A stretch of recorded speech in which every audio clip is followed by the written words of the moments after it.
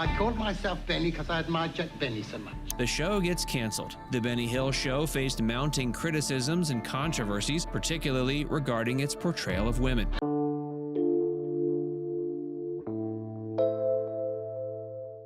Did you know one scene from the Benny Hill Show in 1989 sparked so much outrage it helped end the entire series? What was it about that moment that pushed the show from beloved comedy to canceled controversy? Join us as we look at the scene that changed everything and explore why it struck such a nerve. Comedy roots. Benny Hill was born Alfred Hawthorne Hill on January 21, 1924 in Southampton, England. He came from a modest working-class family. His father, Alfred Hill, worked as a circus clown. This early connection to entertainment had a big influence on young Benny. Growing up, he was surrounded by humor, storytelling, and performance. His mother, Helen, stayed at home and raised the children. Together, they often watched comedy films, and Benny developed a strong love for laughter and lighthearted fun from an early age. Even as a child, Benny had a natural talent for making people laugh. He was funny in a quiet, clever way. He loved doing impressions, playing with voices, and mimicking the characters he saw in movies. Although he enjoyed performing, his early life was quite ordinary. Like many young men of his time, he didn't go straight into show business. After finishing school, Benny took on a variety of odd jobs to make a living. He worked as a milkman, delivering milk door to door every morning. He also worked as a bridge operator, driver, and even a drummer. These jobs helped him build real-life experience. They gave him a chance to meet and observe people from all walks of life. Benny paid attention to the little things people did, the way they walked, talked, and acted. This helped him later create funny characters that felt real and relatable. These everyday encounters became the source of many jokes and sketches in his comedy later on. When World War II broke out, Benny joined the British Army in 1942. He served in the Royal Electrical and Mechanical Engineers. While his job was to help maintain and repair equipment for the Army, Benny found another purpose during his time in service: entertaining his fellow soldiers. He began performing in Army entertainment shows, doing impressions and light comedy routines. It was the first time he truly performed in front of an audience, and it helped him realize that comedy could be more than just a hobby. It could be a career. What came next would take him from Army stages to radio mics and television screens across the country. After the war ended, Benny Hill knew he wanted to be a performer. He didn't go back to his old jobs. Instead, he started focusing on comedy. In the late 1940s, he found his way into the world of radio, which was a popular form of entertainment at the time. He appeared in small roles and variety shows, where he got to showcase his voice talents. He was good at playing different characters and making funny voices. These early experiences helped him improve his timing and build confidence in front of a microphone. During this time, he decided to change his name. He chose the name Benny Hill as a tribute to the American comedian Jack Benny. Jack Benny was known for his clever and calm humor, and Benny Hill admired his style. By picking a stage name that included Benny, he was showing respect to one of his comedy heroes while giving himself a new identity as a performer. As television became more popular, Benny saw an opportunity. He realized that comedy could go beyond just sound. It could include visual humor, too.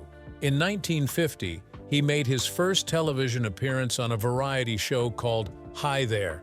This was a turning point in his career. Television allowed Benny to use his whole body to make people laugh. He wasn't just telling jokes, he was acting them out. One of Benny Hill's strongest skills was mimicry.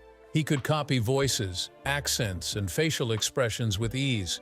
He used these talents to play a wide range of characters, from silly old men to clueless schoolboys to over-the-top authority figures. His comedy mixed clever wordplay with physical movement.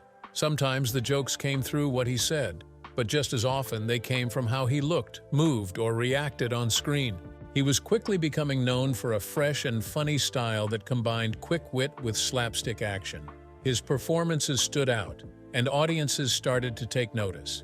And soon, those laughs would grow louder, right as Benny Hill stepped into the spotlight with a show all his own. The Benny Hill Show. The Benny Hill Show first aired on the BBC in 1955. It was a comedy variety show that brought something new to British television. Benny Hill wrote and performed in almost every sketch. His style was fast-paced and playful, The show featured a mix of parody, slapstick humor, and musical numbers. Benny often played different characters, switching quickly between scenes and roles. This made the show feel energetic and full of surprises. In the early days, audiences loved how different the show felt. Many comedy shows at the time were slower and focused more on talking, but The Benny Hill Show was filled with movement, sound effects, costumes, and visual jokes. Benny made fun of everything: television shows, movies, politicians, and everyday life. He could dress up as a famous actor one minute and then play a confused postman the next. His ability to change characters so easily kept people watching and laughing. Musical comedy was also a big part of the show. Benny often performed funny songs, sometimes dressed in silly outfits. He made fun of pop culture, but he also included original songs and sketches with musicians. These musical breaks helped break up the comedy and kept the show entertaining from start to finish. In 1969, the show moved from the BBC to Thames Television. This was an important change. With Thames, Benny Hill was given more creative control. He had a bigger budget, better production tools, and more freedom to try new ideas. He used this chance to improve the visual side of the show. Sketches became more detailed, with better costumes, sets, and camera work. This shift also led to the creation of some of his most famous routines, including the fast-motion chase scenes that would become a trademark. The show kept evolving through the 1970s and 1980s, but its core style, quick sketches, silly humor, music, and visual gags stayed the same. The most famous part of the show was the yakety sax chase scenes. These sketches usually came at the end of the episode. They showed Benny and a group of other characters, often policemen, nurses, or older men, running around in fast motion with the song Yakety Sax playing in the background.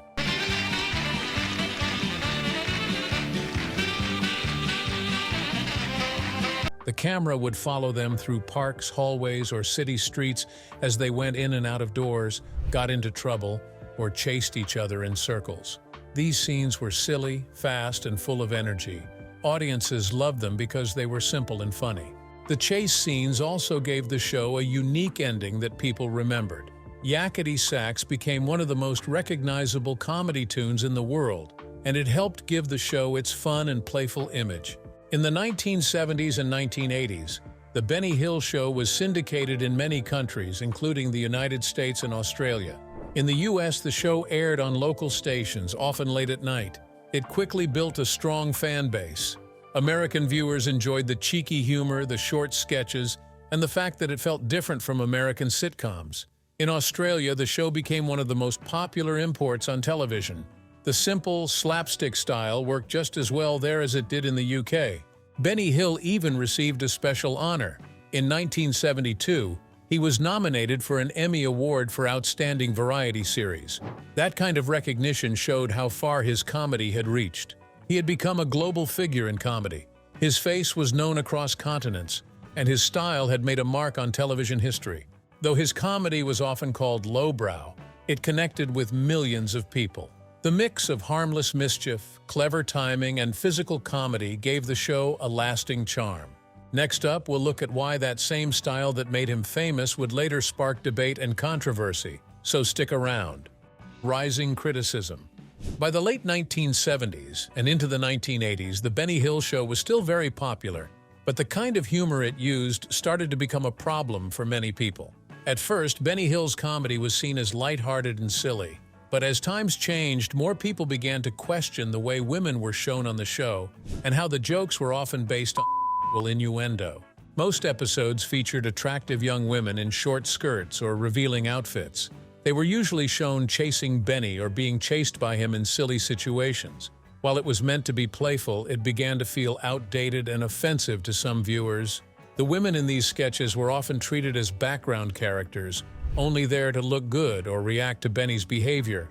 There weren't many speaking roles for women, and they rarely had a chance to be funny themselves. As the feminist movement grew stronger in the 1970s, The Benny Hill Show started to receive criticism.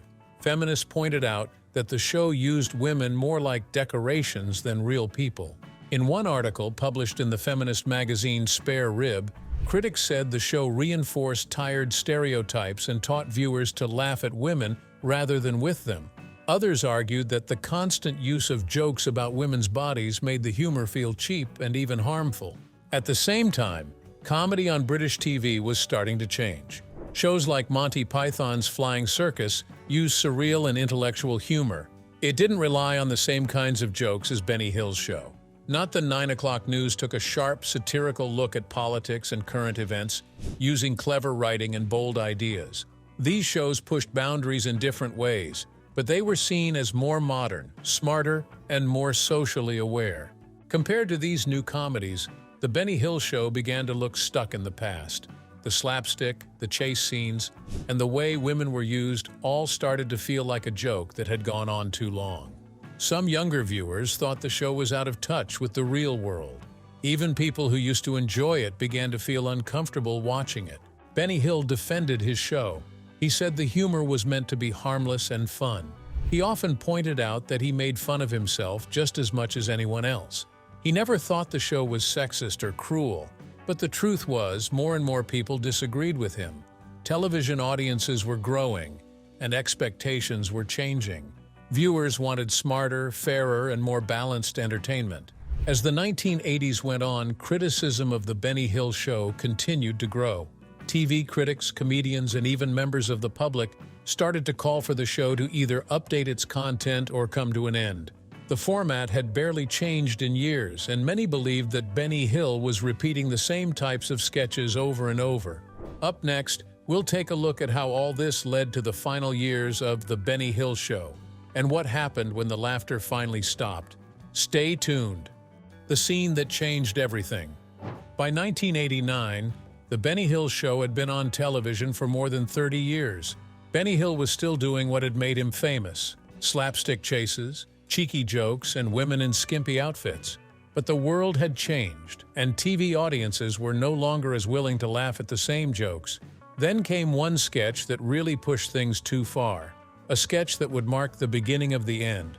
The sketch aired in early 1989 and was quickly met with widespread criticism. It featured a scene in which a group of women in bikinis are being examined in a doctor's office. Benny Hill played the doctor, who leered at the women and made physical checks that felt uncomfortably suggestive. While this kind of sexual humor had been a part of his act for years, something about this one felt different, and not in a good way. The scene was not just risque. It felt completely out of place in the social and cultural climate of 1989. The world had seen huge changes: the rise of feminism, more women in media and leadership roles, and a shift toward calling out sexist behavior in everyday life. What may have once passed for harmless innuendo now felt creepy and outdated. Media outlets were quick to respond. The Guardian wrote that the sketch was embarrassingly out of step with the times. One columnist in The Independent described it as a throwback to a time when women were expected to laugh at their own humiliation. Viewers wrote letters to Thames Television, the network airing the show, complaining that the scene crossed the line. Some said it wasn't just unfunny, it was insulting. Feminist groups, including members of the women's liberation movement, called the sketch tone-deaf and a clear example of how mainstream comedy continued to ignore real progress in how women were viewed in society. One prominent feminist writer, Julie Burchill, said the sketch was the exact kind of humor we've been fighting against for 20 years. This particular scene stood out from Benny Hill's usual material for a few key reasons. First, it was more focused on ogling and touching than on wordplay or timing. There was very little actual comedy beyond the visual gags, and those gags came across as invasive rather than funny.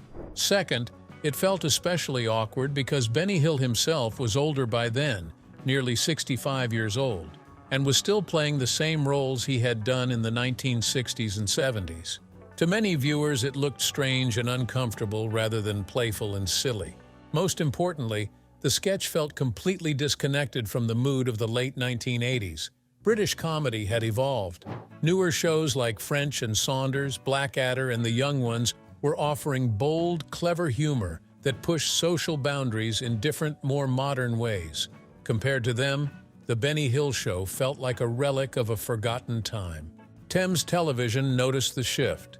Shortly after the controversial sketch aired, they made the decision to cancel The Benny Hill Show. Officially, they said the format had run its course, But most people understood the real reason. The backlash from the sketch was strong, and the network no longer wanted to be associated with content that many viewers found offensive or embarrassing. For Benny Hill, the cancellation was a shock. He didn't see the sketch as anything unusual. It was just another version of what he had always done. But that was the problem. He hadn't changed, even though the world had. What used to make people laugh now made them uncomfortable. The final sketch showed that Benny Hill was no longer in step with the times. Coming up next, we'll take a look at what happened after the cameras stopped rolling, Benny Hill's quiet final years, and how the world remembered him. The backlash and cancellation. When the controversial sketch aired in early 1989, the reaction was fast and loud. The Benny Hill Show had always walked a thin line between cheeky humor and outright but this time, many viewers felt that line had clearly been crossed. Thousands of complaints poured in. Some were sent directly to Thames Television, while others went to television watchdogs and newspapers. Many people wrote letters saying the sketch wasn't funny, it was just crude. Others said it made them feel uncomfortable watching it with their families. The most common complaint was that the sketch objectified women in a way that felt not only outdated, but also embarrassing for a show still being broadcast on primetime television. Newspapers quickly picked up the story. Articles appeared in The Guardian, The Times, and The Independent criticizing the sketch. Editorials asked why this type of humor was still being shown on national TV. Television critics, once friendly toward Benny Hill, began to turn. They said the show had lost its charm and failed to keep up with modern tastes. Even reviewers who had once defended Hill's work now admitted that the latest sketches lacked creativity and sensitivity. Feminist groups were especially vocal. Organizations like the Women's Liberation Movement had already spoken out against Hill's portrayals of women in the past, but now their arguments gained more attention. Public figures like feminist journalist Julie Burchill and broadcaster Anna Ford criticized the show, saying it reduced women to background props and punchlines. They argued that comedy needed to reflect a changing world, one where women were no longer silent or submissive. Inside Thames Television, executives felt the pressure. Some had already begun to question the direction of the show. The sketch in question made them realize that the show was no longer just a harmless bit of fun. It was becoming a liability. The backlash wasn't a one-time problem. It was the result of years of criticism building up. And this sketch had simply pushed things too far. In fact, some sources later revealed that there had been concerns inside Thames even before the sketch aired. Discussions had taken place about whether the show still fit with the network's image. Thames was trying to appear more modern and responsible, and the Benny Hill Show was starting to feel like a problem they couldn't ignore. Other comedians also began to weigh in. Some younger comics, especially those from the growing alternative comedy scene, had long criticized Hill's humor. Shows like Not the 9 O'Clock News had even parodied Benny Hill-style comedy in earlier sketches, mocking its reliance on innuendo and physical gags. While most established stars didn't directly attack Hill, it was clear that the comedy world was shifting away from his kind of humor. The final decision came quietly but firmly. In May 1989, Thames Television announced that The Benny Hill Show would not be returning. For many, it wasn't a surprise. The writing had been on the wall for some time, but the announcement still made headlines across the UK and beyond. Thames didn't give a dramatic reason at first. They simply said the show had run its course. But behind the scenes, there were several reasons for the cancellation. First, the backlash from the 1989 sketch had made it clear that public tolerance for that kind of humor was running out. Viewer complaints had reached new levels and the press coverage was overwhelmingly negative. Thames didn't want to be seen as promoting or outdated views. Second, the show was becoming expensive to make. Benny Hill was a well-paid star, and each episode required a large cast, elaborate sets, and musical performances. With falling ratings and rising production costs, the numbers no longer made sense. Third, the show's ratings were not what they used to be. Although it still had a loyal fan base, newer comedy shows were attracting younger audiences. Programs like French and Saunders, Blackadder, and The Young Ones were fresher, edgier, and more in tune with modern Britain. In comparison, The Benny Hill Show felt stuck in the past. Most importantly, the show's entire formula was seen as outdated. Times had changed, and audiences were no longer satisfied with comedy that treated women as nothing more than visual jokes. Humor had evolved, and the Benny Hill Show hadn't kept up. The 1989 sketch was not the only issue. It was just the final straw. Thames Television was ready to move on. Benny Hill himself was deeply hurt by the cancellation. He didn't understand what had gone wrong. In interviews, he insisted he had never meant to offend anyone. He saw his humor as harmless fun, something that had always been part of British comedy. He also believed he still had plenty of ideas left and was eager to continue making people laugh. But the world around him had changed, and the entertainment industry was changing with it. Comedy was moving in a new direction, one that focused more on character, dialogue, and smart writing rather than visual gags and innuendo. Hill's style, once groundbreaking, now felt like a thing of the past. The final episode of The Benny Hill Show aired in April 1989. There was no big farewell or special tribute. It simply ended. For a show that had once dominated British television and had made Benny Hill a global star, the quiet end was a strange moment. Fans were divided. Some were disappointed and felt the show had been unfairly targeted by critics and TV executives. Others, including younger viewers, understood the decision and felt it was time for comedy to grow up. Whatever the opinion, it was clear that The Benny Hill Show had made a huge impact, and its cancellation marked the end of an era in British television. Quiet and final years. After The Benny Hill Show was cancelled in 1989, Benny Hill's life changed in a big way. The comedian who had once been watched by millions around the world suddenly disappeared from the spotlight. Unlike many entertainers who try to stay in the public eye, Hill didn't seek out new work. He didn't move to another network, and he didn't try to reinvent himself for a new generation. Instead, he slowly pulled away from the industry that had made him famous. He stopped making regular public appearances. He rarely gave interviews. He didn't show up on talk shows or take part in comedy panels. For a man who had been one of Britain's biggest stars for decades, his silence was noticeable. Friends and colleagues said he became more withdrawn. While he remained friendly and private, he avoided the spotlight and seemed to lose interest in trying to reconnect with the entertainment world. Part of the reason was disappointment. Hill felt deeply hurt by the cancellation of his show. He believed he had always given the audience what they wanted: laughter, fun, and silly entertainment. He didn't understand why people were now calling him offensive or outdated. He had never seen himself as cruel or sexist. He saw himself as a clown, someone who made people laugh with harmless jokes. But the world around him had changed, and it seemed to change without him. Many people who knew Hill said he felt betrayed. He had worked with Thames Television for decades. His show had brought in huge audiences and had made a lot of money. Yet when times got tough, the network had dropped him quickly. He never spoke out with anger, but those close to him noticed how sad and frustrated he had become.